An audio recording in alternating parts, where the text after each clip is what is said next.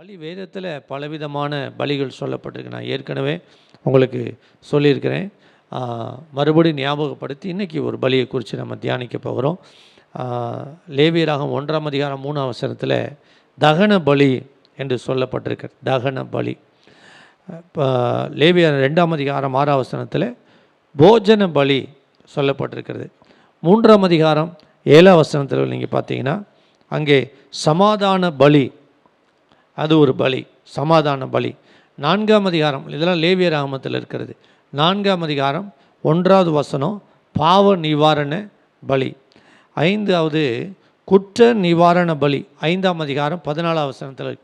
இதெல்லாம் தலைப்பாக சொல்லி லேவியர் ஆகமத்தில் ஆரம்பத்திலேருந்து ஆண்டவர் சொல்லியிருக்கிறேன் என்னென்ன பலி செலுத்தணும்னு ஆண்டவர் சொல்லியிருக்கிறார். நமக்கு பலின்ற தலைப்பு எடுக்கிறதுக்கு இன்னொரு காரணம் என்னென்னா, லேவியர் ஆகம புத்தகத்தை நிறைய பேர் படிக்கிறதே கிடையாது. லேவியர் ஆகமத்தை நீங்கள் விருப்பப்பட்டு என்றைக்காவது படிச்சிருக்கீங்களா?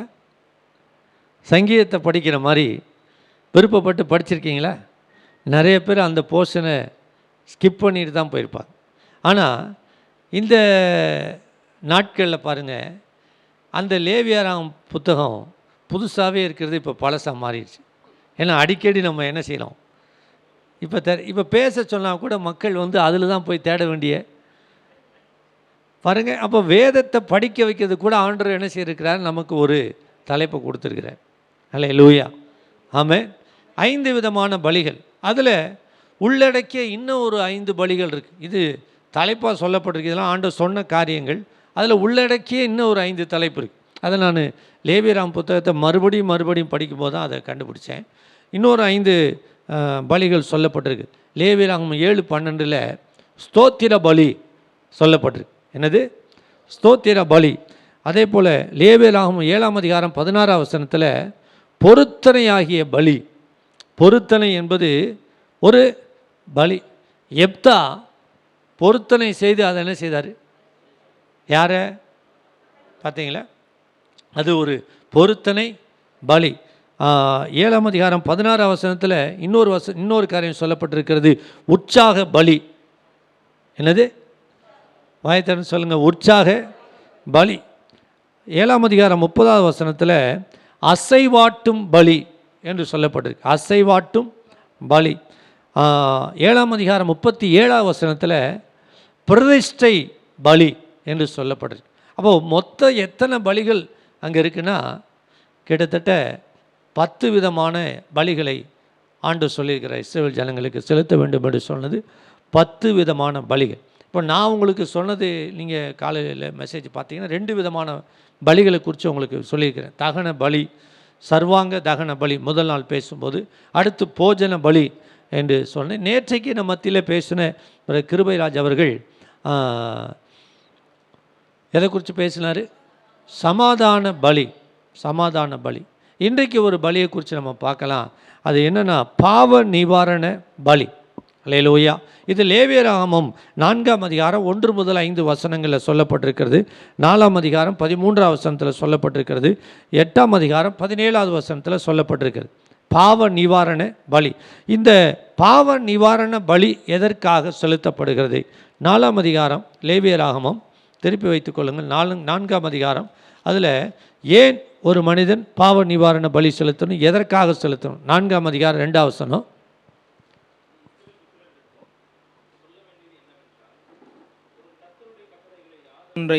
யாதொன்றை அறியாமையினால் மீறி செய்யத்தகாததை செய்து பாவத்துக்கு உட்பட்டால் அறிய வேண்டியதாவது, அபிஷேகம் பெற்ற ஆசாரியன். பாருங்க, அங்கே சொல்லப்பட்டிருக்கு, ஒருவன் கர்த்தருடைய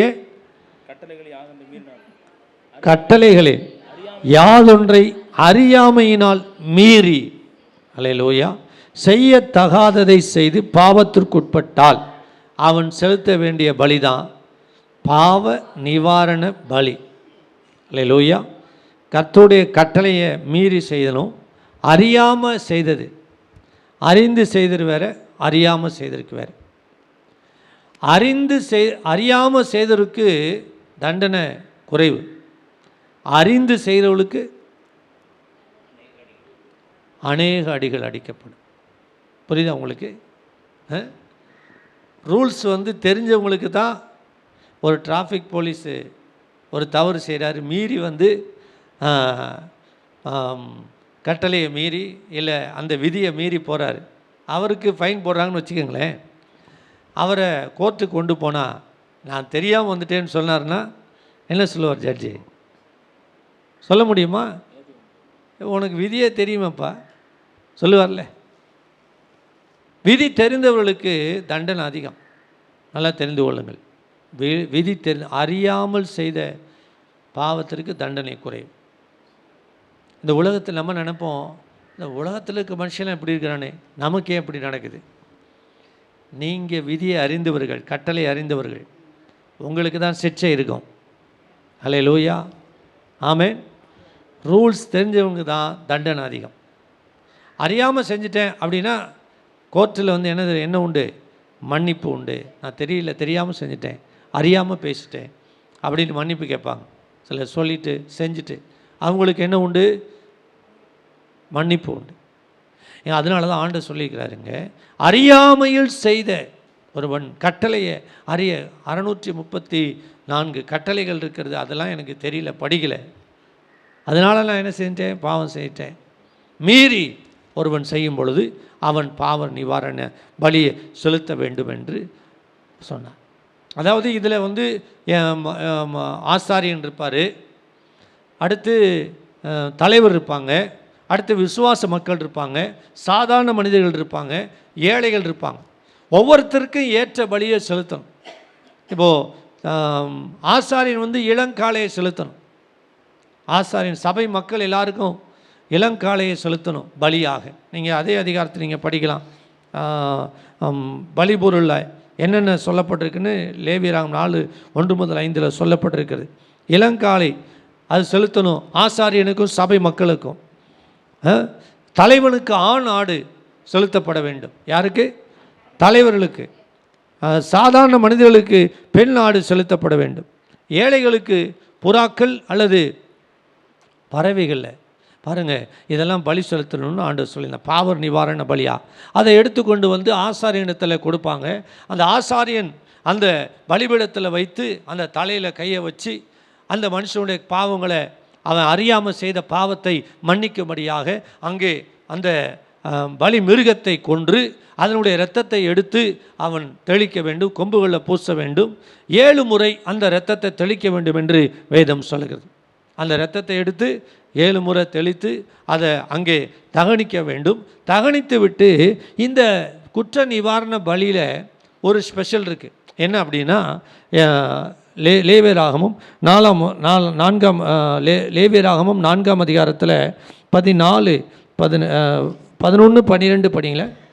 காளையின் தோலையும் அதன் மாம்சம் முழுவதையும் அதன் தலையையும் தொடைகளையும் அதன் குடல்களையும் அதன் சாணியையும் காளை முழுவதையும் பாளையத்துக்கு புறம்பே சாம்பல் கொட்டுகிற சுத்தமான இடத்தில் கொண்டு போய் கட்டைகளின் மேல் போட்டு அக்கினியாலே சுட்டெரிக்க கடவன். அல்லேலூயா. அதே இடத்துல அதை எரிக்கக்கூடாது. அதெல்லாம் கொண்டு போய் சாம்பல் போடுற இடத்துல ஊருக்கு வெளியில் பாளையத்துக்கு புறம்பே அங்கே கொண்டு போய் ஏற்கனவே எரிக்கிற இடத்துல இந்த சாம்பலுக்கு மேலே கட்டையெல்லாம் வச்சு அந்த இடத்துல என்ன செய்யணுமா? எரிக்க வேண்டும். இப்படி தான் பாவ நிவாரண பலி செலுத்தணும்னு ஆண்டவர் சொல்லியிருந்தார். சரி, இதுக்கும் ஆண்டவர் இயேசுக்கும் என்ன சம்மந்தம் இருக்குது அப்படின்னு நீங்கள் கேட்கலாம். பாவ நிவாரண பலியா நாமும் அறியாத செய்த பாவத்திற்காக ஆண்டவர் இயேசு நம்மை பரிசுத்தம் செய்யும்படி பாளையத்திற்கு புறம்பே பாடுபட்டார் என்று எபிரேயர் நம்ம படிக்கிறோம். அல்லேலூயா, ஆமென் சொல்லுங்கள். எந்த பலி மிருகம் கொல்லப்பட்டதோ, எந்த பலி மிருகம் தகனிக்கப்படும்படி பாவ நிவாரண பலியாக செலுத்தப்படும் மிருகத்தினுடைய தோலையும் அதனுடைய மாம்சத்தையும் எடுத்து கொண்டு போய் ஊருக்கு வெளியில் பாளையத்திற்கு வெளியே வைத்து அங்கே சாம்பல் இருக்கிற இடத்துல சுத்தமான இடத்துல வைத்து அதை என்ன செய்யணும்? தகனிக்க வேண்டும், எரிக்க வேண்டும் என்று ஆண்டவர் சொல்லியிருந்தார். அதுபோல் அந்த நாட்களில் அவன் பரிசுத்தப்படுத்துவதற்காக, பாவத்திலிருந்து விடுதலை ஆகுவதற்காக, பரிசுத்தம் பண்ணும்படியாக அப்படி ஒரு கட்டளை கொடுத்தார். புதிய ஏற்பாட்டில் ஆண்டவர் இயேசு எருசலேமுக்கு வெளியில் கொல்கதா என்ற மலையிலே ஊருக்கு வெளியில், ஊருக்கு அவுட்டரில் இருக்கிற அந்த மலை மேலே உங்களுக்காக எனக்காக தம்முடைய சொந்த இரத்தத்தை சிந்தி நமக்காக பாளையத்திற்கு புறம்பே பாடுபட்டு நம்முடைய பாவங்களை எல்லாம் கழுவி சுத்திகரித்தார் என்று வேதம் சொல்லுகிறது. அல்லேலூயா. எபிரேயருக்கு எழுதின நிருபம், நீங்கள் இன்னொரு வசனம் கூட 8ஆம் அதிகாரம் 17 லேவியராகமும் 8:17 படிச்சுட்டு அங்கே போகலாம். 8:17 படிங்க. காளையையும் அதன் தோலையும் மாம்சத்தையும் சாணியையும் பாளையத்துக்கு புறம்பே அக்கினியிலே சுட்டரித்தான். பார்த்தீங்களா? அதே போல தான் ஆண்டவர் இயேசு கிறிஸ்துவும் அவர் எருசலேமிலிருந்து வெளியில் கொல்கதா என்ற இடத்திற்கு வந்து ஊருக்கு வெளியில் அந்த மலையில் ஆண்டவர் இயேசு கிறிஸ்துவும் பாடுபட்டார் என்று வேதம் சொல்லுகிறது. அல்லேலூயா. நீங்கள் யோவான் எழுதின சுவிசேஷத்தில் இந்த சம்பவத்தை நம்ம படிக்கலாம். யோவான் எழுதின சுவிசேஷம் 19ஆம் அதிகாரத்தில் 17-18 வசனங்களை. அவர் தம்முடைய சிலுவை சுமந்து கொண்டு எபிரேய பாஷையிலே கொல்கதா என்று சொல்லப்படும் கபாலஸ்தலம் என்கிற இடத்திற்கு புறப்பட்டு போனார். அங்கே அவரை சிலுவையில் அறைந்தார்கள். பாருங்க, எங்கே அவர் சிலுவையில் அறைந்தாங்க? அவர் ஊரில் சிட்டியிலிருந்து வெளியில் எந்த இடத்துக்கு போனார்? கொல்கதா.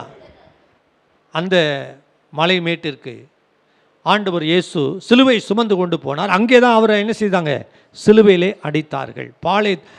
எங்கே எப்படி அந்த பலி மிருகம் பாளையத்திற்கு புறம்பே அடிக்கப்பட்டதோ, எரிக்கப்பட்டு சுட்டரிக்கப்பட்டதோ, அதே போல் ஆண்டவர் இயேசு கிறிஸ்துவுடைய சரீரமும் சுடப்படுவதற்கு அவர் அழிக்கப்பட்டு அவருடைய இரத்தத்தினாலே நமக்கு மீட்பு உண்டாவதற்கு, நம்மை பரிசுத்தம் செய்வதற்கு தம்முடைய சொந்த இரத்தத்தை சிந்தினார். நீங்கள் எபிரேயருக்கு எழுதின நிருபம் 13ஆம் அதிகாரம் 11ஆம் வசனத்தை படிக்கலாம்.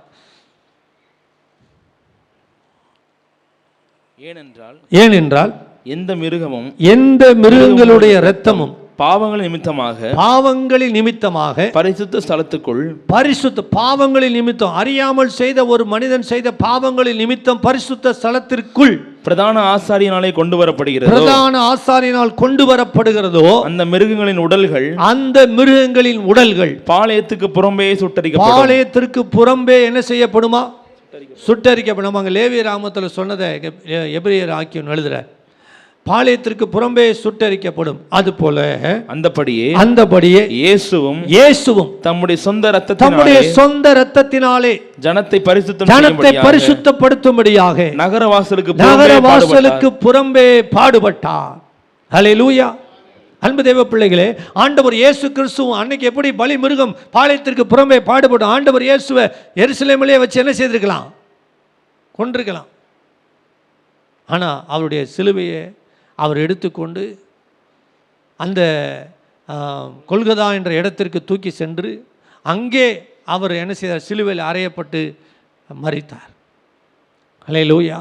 அன்பு தேவ பிள்ளைகளே, அந்த பலிமிருகம் எப்படி கொல்லப்பட்டதோ அதே போலவும் இயேசு கிறிஸ்து தம்முடைய சொந்த இரத்தத்தினாலே தம்முடைய ஜனத்தை பரிசுத்த செய்யும்படி நகர வாசலுக்கு புறம்பே பாடுபட்டார் என்று எழுதப்பட்டிருக்கு. ஆமென் சொல்லுங்க. எப்படி பழைய ஏற்பாட்டில் ஒரு பலிமிருகம் செலுத்தப்பட்டதோ அதே போல் புதிய ஏற்பாட்டில் இயேசு கிறிஸ்துவும் நமக்காக பலியாகி நம்மை பரிசுத்தம் செய்திருக்கிறார். அல்லேலூயா. அங்கே ஒரு பலி மிருகம், இங்கே இயேசு கிறிஸ்துவுடைய சரீரம் முழுவதுமாக சுடப்பட ஒப்புக்கூட. எப்படி அவர் அங்கே அந்த மிருகத்தை அடித்து கொண்டார்கள், அதே போல் இயேசு கிறிஸ்துவுடைய சரீரத்தையும் அவர்கள் சிலுவையில் அறைந்து கொன்றார்கள். எதற்காக இந்த பலி? அன்னைக்கு பலி மிருகம் பாவத்தை நிவர்த்தி செய்ய முடியும், அது வருஷந்தோறும் செய்து. ஆனால் இப்போ இயேசு கிறிஸ்து ஒரே தரம் பலியாகி தம்முடைய சொந்த இரத்தத்தினாலே நம்ம என்ன செய்தார்? மீட்டுக்கொண்டார். அல்லேலூயா. உங்களுக்காக எனக்காக தம்முடைய சொந்த இரத்தத்தை சிந்தி நம்ம என்ன செய்தார்? பரிசுத்தம் பண்ணிட்டார். இனி ஒரு பலி, இனி ஒரு சுட்டரிக்கிறது, இனி ஒரு சிலுவை. ஆனால் நீங்கள் மறுபடியும் பாவம் செய்தால் இயேசு கிறிஸ்துவை என்ன செய்கிறீங்க? அவர் நகர வாசலுக்கு புறம்பே கொண்டு போய் சிலுவையில் அறையிறதுக்கு சமம். நம்மை பரிசுத்தம் பண்ணும்படி தம்முடைய சொந்த இரத்தத்தினாலே அவர் கிரயம் செலுத்தி நம்மை மீட்டு கொண்டிருக்கிறார். அல்லேலூயா. நீங்கள் நானும் சாதாரணமாக பரிசுத்தமாகலை, ஒரு பலி மிருகத்தை வாங்கி கொண்டு போய் வாங்கலை. இயேசு கிறிஸ்துவின் சொந்த சரீரம், இயேசு கிறிஸ்துவுடைய உடல், தேவகுமாரன் தேவனுக்கு சமமாக இருப்பதை கொள்ளையாடின பொருளாக எண்ணாமல் இந்த உலகத்திலே உங்களுக்காக எனக்காக இறங்கி வந்து தம்முடைய ஜீவனை கொடுத்து நம்மை பரிசுத்தம் பண்ணி இருக்கிறார். எவ்வளோ பெரிய ஒரு கிரயத்தை செலுத்தியிருக்கிறார் நம்மை பரிசுத்தம் செய்வதற்காக. அல்லேலூயா. நம்மை அழைக்கப்பட்டது நோக்கமே எதுக்கு தெரியுமா? எதுக்காக தேவன் நம்ம அழைச்சிருக்கிறார்? அழைச்சதனுடைய நோக்கம் என்ன? எதற்காக நான் அழைக்கப்பட்டிருக்கிறோம்? பரிசுத்தமாக இருப்பது தான் தேவன் நம்மை அழைத்திருக்கிறார். பரிசுத்தத்திற்கு தான் தேவன் நம்மை அழைத்திருக்கிறார், அசுத்தத்திற்கு அல்ல. அப்போது நீங்களும் நானும் ரட்சிக்கப்பட்டு பிரித்தெடுக்கப்பட்ட ஒரு வாழ்க்கை. எப்படி இந்த அதாவது இயேசு கிறிஸ்து சிட்டிக்குள்ளே இருந்து, அதாவது எருசலேமிலிருந்து பாளையத்துக்கு புறம்பே வெளியில் போனாரோ, அது போல் நீங்களும் நானும் உலகத்தோடு இருக்கணும். ஆனால் உலகத்தோடு ஒட்டாமல் வெளியில் வாழணும். இந்த உலகத்திற்கு ஒத்த வேஷம் தெரியாமல் நாம் வாழ வேண்டும். அல்லேலூயா. எப்படி பாளையத்திற்கு புறம்பே கொண்டு போய் சுட்டரிக்கப்பட்டதோ அது போல நாம் உலகத்தில் இருந்தால் கூட நம்ம பிரித்தெடுக்கப்பட்ட வாழ்க்கை வாழ வேண்டும். ஆமென் சொல்லுங்க. அதாவது பாளையம் என்ற வார்த்தையினுடைய எபிரேய பொருளுக்கு என்ன சொல்கிறாங்கன்னா சமய கொள்கை என்று சொல்லுகிறார். அவர் சமயம் சார்ந்து சில கொள்கைகளை வைத்திருப்பார்கள். அதனால தான் வெளியில் பாளையம். அதுலேருந்து அவங்க வெளியில் வரணும். யார்? யூதர்கள். நமக்கு அது தேவையில்லை. நாம் சிற்றின்பங்கள் என்ற பாவத்திலிருந்து வெளியில் வரணும். இந்த உலகத்தோட ஒத்த வேஷம் தெரிக்கிற காரியத்தில் நம்ம வெளியில் வரணும். எந்தெந்த காரியத்தோடு இந்த உலகத்தோடு ஒட்டி வாழ்ந்து கொண்டிருக்கிறோமோ அதை விட்டு நாம் வெளியிலே வந்து நாம் பரிசுத்தமாய் வாழ அழைக்கப்பட்டிருக்கிறோம். அல்லேலூயா. ஆமென் சொல்லுங்க. எப்படி பாளையத்துக்கு புறம்பே எருசலேம் வந்து பாளையத்துக்கு போனார், அது போல் நீங்களும் நானும் இந்த உலகத்தில் இருந்தாலும், இந்த உலகம் பொல்லானுக்குள்ள கிடக்கிறது, இந்த உலகத்திலிருந்து பிரித்தெடுக்கப்பட்ட வாழ்க்கை, அதுதான் பரிசுத்தமான வாழ்க்கை, அதுதான் ரட்சிப்பு. அல்லேலூயா. இதுக்கு தான் தேவன் நம்மை அழைத்திருக்கிறார். எல்லாரும் இருக்கிற போல வாழ்றதுக்காக தேவன் நம்மை அழைக்கலை. அல்லேலூயா. ஆமென். உங்கள் சரீரங்களை ஜீவ பலியாக ஒப்புக் கொடுக்க வேண்டும் என்பதுதான் தேவனுடைய சித்தமாக இருக்கிறது. உங்களுடைய சரீரங்களை நீதியின் ஆயுதங்களாக ஒப்படைக்க வேண்டும் என்பதுதான் தேவனுடைய சித்தமாக இருக்கிறது. இதுதான் தேவன் நம்ம என்ன செய்திருக்கிறார்? பரிசுத்த பண்ணும்படி தம்முடைய சொந்த இரத்தத்தினாலே. ஒன்று. ரெண்டாவது, ஆண்டவர் இயேசு அங்கே பாளையத்திற்கு புறம்பே பாடுபட்டார் என்று வேதம் சொல்லுகிறது. ஆமென் சொல்லுங்க. அதனால அடுத்த வசனம் 13. ஆகையால் நாம் அவருடைய நிந்தையை சுமந்து பாளையத்துக்கு புறம்பே அவரிடத்திற்கு புறப்பட்டு போக கடவோம். இங்க சொல்லப்பட்டிருக்குது, இயேசு கிறிஸ்து எதை சுமந்தார்? சிலுவையை சுமந்துட்டு போனார். நீங்களும் நானும் அவருடைய நிந்தையை, சிலுவை என்பது நிந்தையினுடைய அடையாளம், நிந்தையினுடைய அடையாளம், அவமான சின்னம். அதை இயேசு என்ன செய்துட்டு போனார்? சுமந்துட்டு போனார். நாம் அவரை ஏற்றுக்கொண்டது நிமித்தம் வருகிற நிந்தையை ஏற்றுக்கொள்ள வேண்டும் என்று 1 பேதுருவில் நம்ம படிக்கிறோம். இயேசு கிறிஸ்துவை ஏற்றுக்கொண்டதுனால சில நிந்தை நமக்கு வரும், அவமானம் வரும். நீங்கள் ஆண்டவருடைய பிள்ளைகளாக இருக்கிறதுனால, ஏன்னா வேதம் சொல்லுகிறது, தேவ பக்தியாய் நடக்க விரும்புகிற யாவரும் துன்பப்படுவார். நமக்கு அவமானம் இருக்கும் இந்த உலகத்தில், நீங்களும் நானும் அதை சகித்து கொண்டு ஓட அழைக்கப்படும். எப்படி இயேசு சிலுவையை சகித்தாரோ அதை போல அந்த நிந்தையை நீங்களும் நானும் சகித்து கொண்டு ஓட கிறிஸ்துவின் நிமித்தமா. அல்லேலூயா. ஆமென் சொல்லுங்க. அதனால தான் அந்த கீழே சொல்கிறாரு, நீங்கள் அவரை போல நீங்களும் நானும் 13ஆம் அதிகாரத்தில் அந்த 13ஆம் அதிகாரம் அதுக்கு பின்னாடி சொல்லும்போது சொல்கிறாரு, உதடுகளின் கனியாகிய ஸ்தோத்திர பலி அவருக்கு எந்நேரமும் செலுத்த வேண்டும், அன்றியும் நன்மை செய்யவும் தான தர்மம் செய்ய பண்ணவும் மறவாதிருங்கள். இப்படிப்பட்ட பலிகளின் மேல் தேவன் என்ன செய்கிறாரா? இப்போ ஒரு பலி செலுத்த வேண்டியது அவசியம் இல்லை, ஏன்னா பலி செலுத்தியாச்சு. பிரித்தெடுக்கப்பட்ட வாழ்க்கை வாழுகிறோம். நம்ம ஸ்தோத்திர பலியை செலுத்தணும், அதோடு கூட நன்மை செய்ய வேண்டும். நன்மை செய்யும் பொழுது நமக்கு என்ன வரும்? நீங்கள் நன்மை செய்ய போனீங்கன்னா உங்களுக்கு நிந்தை வரும். நீங்கள் ஒருத்தருக்கு நன்மை செஞ்சீங்கன்னா அவமானம் வரும். ஆண்டவர் இயேசு நன்மை செய்தான பாடுபட்டார். நம்முடைய பாவங்களை அவங்க என்ன சொன்னால், சிலுவையில் அறையப்பட்டும் போது, எப்பா இவன் எல்லாரையும் நடிச்சுதானப்பா, எப்பா இவர் எல்லாருக்கும் ஜெபம் பண்ணுறாரு, அவர் தம்பிக்கா ஏன்ப்பா ஜெபம் பண்ணல அப்படின்னு கேட்பானா? கேட்க மாட்டாங்க. சொல்லுங்கள், ஒரு வார்த்தை நான் உங்களுக்கு சொல்கிறேன். கேட்பாங்களா? கேட்க மாட்டாங்களா? இயேசு கிறிஸ்து சிலுவையில் அறையும் பொழுது கூட அவரை பார்த்து என்ன பேசுனாங்க?